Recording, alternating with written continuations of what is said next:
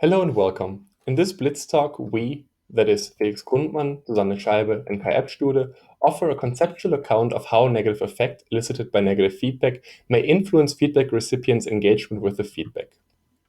Negative feedback, negative affect, and feedback engagement are hence key variables. The project started when we noticed that there seems to be two widely held assumptions in the domain of negative feedback. First, feedback recipients are assumed to have an improvement goal, and second, they are assumed to engage with the feedback.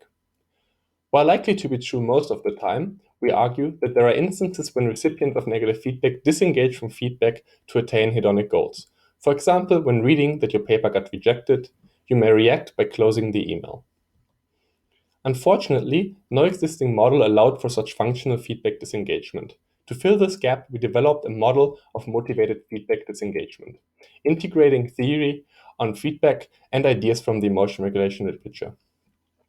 When receiving negative feedback, individuals are expected to initially engage with it.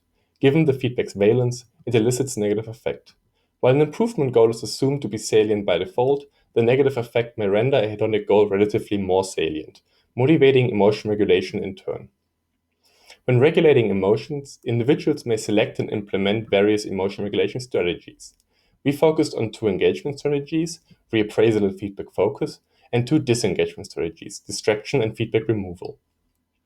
If implemented successfully, these strategies have different consequences for feedback processing and affect. Given the strategy's differential impact on feedback processing and affect, we also outline factors which may shape strategy selection. The uni or multi-finite character of the strategy, feedback recipients' beliefs about the changeability of emotions, or the intensity of the feedback may influence emotion regulation strategy choice. Together, we propose that recipients of negative feedback may disengage from the feedback to regulate feedback-induced negative affect. Thereby, we challenge the widespread assumptions that feedback recipients want to improve on receiving feedback and that feedback recipients engage with the feedback. Highlighting the role of affect-driven processes in negative feedback situations has implications for scholars, feedback providers, and feedback recipients. For once, our model offers a new perspective on the feedback performance gap. That is why negative feedback sometimes fails to lead to performance improvements. Second, it enables feedback providers to analyze and improve their feedback interventions. Finally, feedback recipients may better understand their reactions when receiving negative feedback, allowing them to better control their responses. At this moment, we would like to thank you for your time and attention.